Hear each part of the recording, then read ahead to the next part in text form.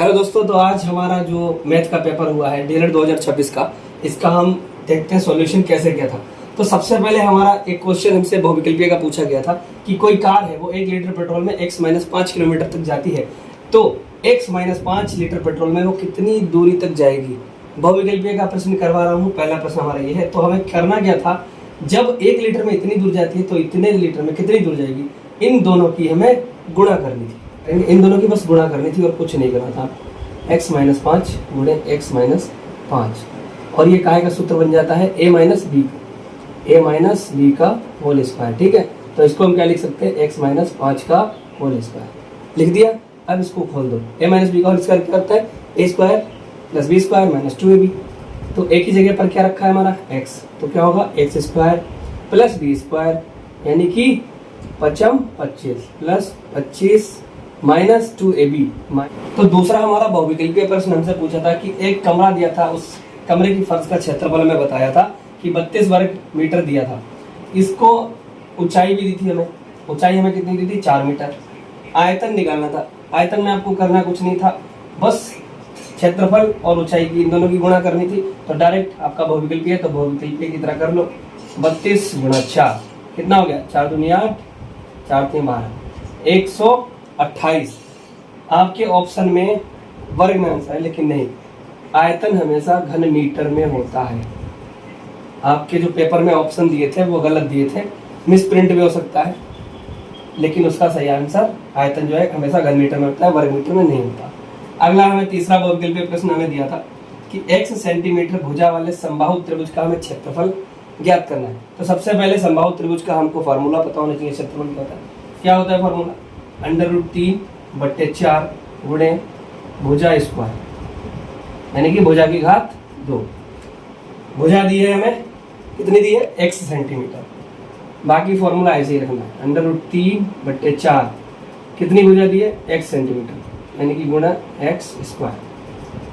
अब खुद देख लो कितना हो जाएगा, x स्क्वायर √3/4। ये वाला ऑप्शन हमारा बिल्कुल करेक्ट था, जिसमें हमें x स्क्वायर √3/4, ये वाला बिल्कुल करेक्ट था। चौथा बहुविकल्पीय प्रश्न हमसे पूछा था कि 32-56 का लघुत्तम समावर्त, यानी कि लास्ट का पूछा था एलसीएम। इसको कैसे निकालेंगे, जिन लोगों को नहीं पता वो अपना शॉर्टकट ऐसे बनाते हैं भैया कि 32 यहाँ लिखा, 56 यहाँ लिखा, काटने पे लग गए, 2 से काटा फिर 3 से काटा, उससे बड़ी संख्या डायरेक्ट भी कर सकते हो। तो 8 चौक 32, 8 7 56, 4 एकम 4, फिर 7 ऐसे लिखा, 7 एकम 7, 8 चौक 32 गुणा ये 7, 7 दूनी 14 का 4, हाथ से लगा 1, 7 21 और 1 22, 224 वाला ऑप्शन सबने टिक किया होगा।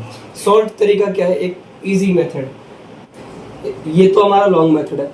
शॉर्ट स्मार्ट बच्चे तरीके कैसे करते हैं, 32 और 56 ये दोनों 8 के गुणनखंड, 8 7 56, 8 चौक 32, तो इसको 2 टुकड़े कर लो, 8 चौक 32, ये भी 8 से होता है ना, 8 7 56, दोनों में कॉमन क्या है, 8, हमने लिख लिया 8, लिख लिया। अब 4 और 7 ये नहीं कट रहा ना किसी से, तो इनको ऐसे लिख लो, 8 गुणा 4 गुणा 7, तो 8 चौक 32, 7 224, ये हमारा राइट ऑप्शन था। अगला क्वेश्चन दिया था जो लास्ट में बहुविकल्पीय था 5 नंबर पे, संख्याओं में पूर्णांक होगा। पहला ऑप्शन था हमारा 214, दूसरा था 0, तीसरा था -18, चौथा था उपर्युक्त सभी। ऑप्शन किस में मारे, किसी ने -18 मारा है, किसी ने 0 मारा है, लेकिन ऐसा नहीं है। पूर्णांक का मतलब क्या होता है, होल नंबर। ये यहाँ पे लिखा है, एक 0 से शुरू होता है, 0 1 2 3 4 डॉट डॉट डॉट, इधर -1 -2 -3 चलती रहती है। यानी कि सभी ऋणात्मक संख्याएं और सभी धनात्मक संख्याएं, पॉजिटिव नंबर और नेगेटिव नंबर और 0, ये सभी क्या होते हैं, पूर्णांक कहलाते हैं।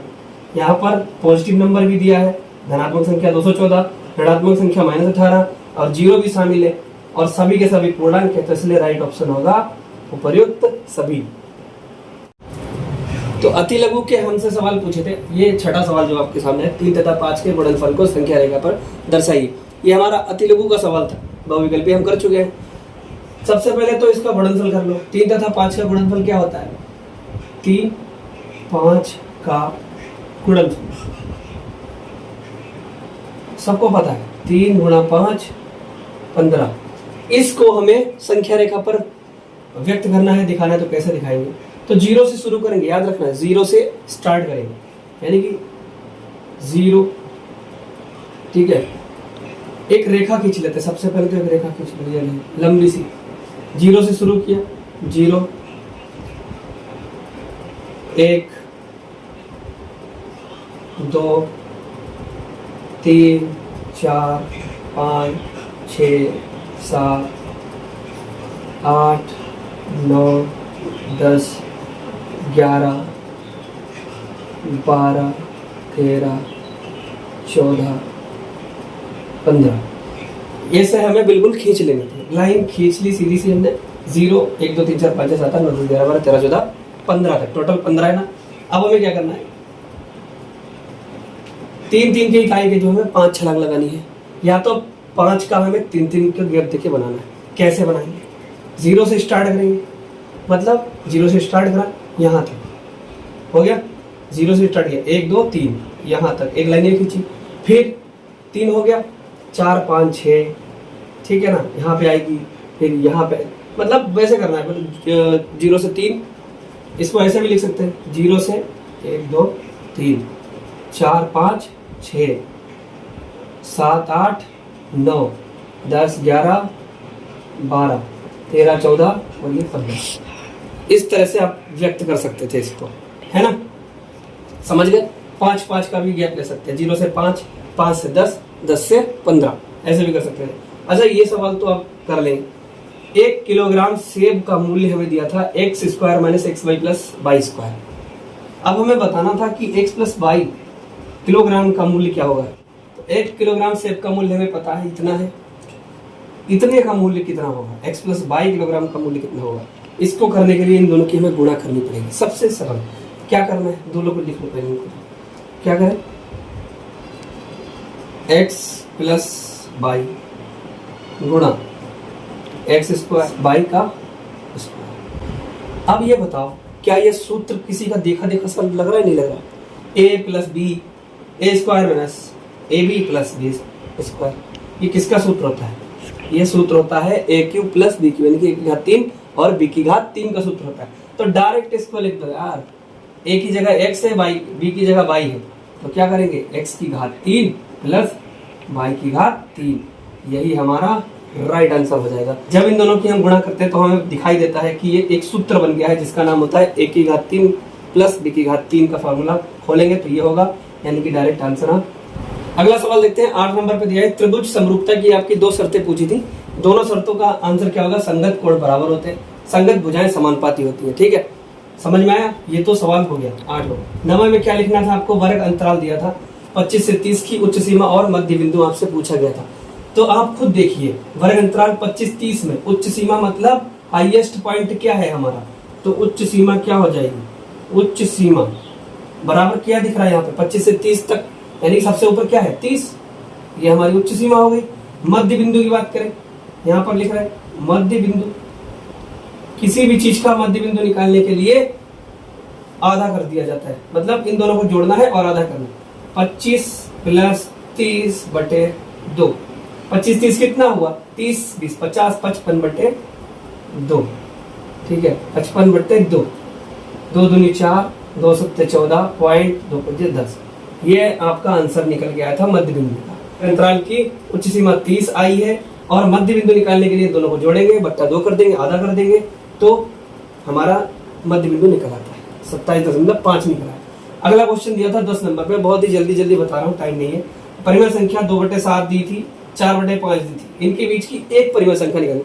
दो संख्याओं के बीच में अनंत परिमेय संख्याएं होती हैं, हम लोगों ने पढ़ चुके हैं, ठीक है ना। तो यहाँ पर a मान लिया हमने 2/7 दिया है, b का मान हमने मान लिया 4/5। इनके बीच की परिमेय संख्या निकालने के लिए हम क्या करेंगे, 1/2 ब्रैकेट में a प्लस b, यानी कि इन दोनों को हमें जोड़ना है, इन दोनों को भिन्नों को, तो यहाँ पर जोड़ दो। 1/2 ऐसे ही रखो बाहर, कोई दिक्कत नहीं। इनका बटरफ्लाई मल्टीप्लाई कर दो, यानी कि नीचे एलसीएम लेंगे 35 आएगा, 35 5 सत्ते 35 लिख दिया, 5 दूनी 10, 7 चौक 28, 10 प्लस 28 हो गया। 1/2 गुणे 10 28 कितना हो, 20 10 30 38, 38/35, 2 से काट दो 38 को, 2 एकम 2, 2 ने 18, आंसर आया 19/35। ये एक हमारी परिमेय संख्या निकल आई और यही हमसे पूछा था। 2 शर्तें पूछी थी, बता दी हमने। वर्ग अंतराल पूछा था, मध्य बिंदु बता दिया हमने। परिमेय संख्या पूछा था, बता दिया हमने। अति लघु का 11वां प्रश्न, जो कि सबसे अंतिम प्रश्न होता है डीएलएड में। तो समीकरण दी थी एक हमें, 3x - 7 = 17 - x, यानी कि 3x - 7 = 17 - x। इसको कैसे सॉल्व करना था? दोनों को पक्षांतर करते हैं। 3x - x, 3x ऐसे लिखो, ठीक है ना। x एक तरफ कर लेंगे, नंबर एक तरफ कर लेंगे, तो 3x यहाँ पर रखा, माइनस का x बराबर के इधर आएगा तो प्लस का हो जाता है, प्लस x बराबर 17 ऐसे ही रखेंगे। इस माइनस खात को उधर पहुंचाएंगे, यानी कि इसको इधर लाए और इसको उधर ले गए, ठीक है। इसको उधर और इस x को इधर ले आए। कैसे करना? 17 और ये माइनस का 7 है तो इधर आके ये प्लस का 7 हो जाएगा। 17 17 7 7 14 24 हो गया। 3x प्लस ये 3x में एक x और जोड़ देंगे तो हो जाएगा हमारा 4x हो गया। तो x बराबर 24, ये 4 नीचे बटे में चला जाता है, 4 6 24, x की वैल्यू हमारी 6 निकल कर आई, and that is the answer. आपके सारे प्रश्न पूरे हुए। लेकिन अगर आपको ये वीडियो अच्छी लगी है, आपको पेपर के जो सवाल हमने करवाए वो समझ में आए हैं, तो एक लाइक करना, शेयर करना, सब्सक्राइब करना। और टेलीग्राम चैनल हमारा शिवान सर जी नाम से है, लिंक आपको डिस्क्रिप्शन बॉक्स में मिल जाएगी, और फॉलो कर लीजिए, सब्सक्राइब जरूर करना, ठीक है। मिलते हैं फिर किसी नई वीडियो में, तब तक के लिए जय हिंद, वंदे मातरम।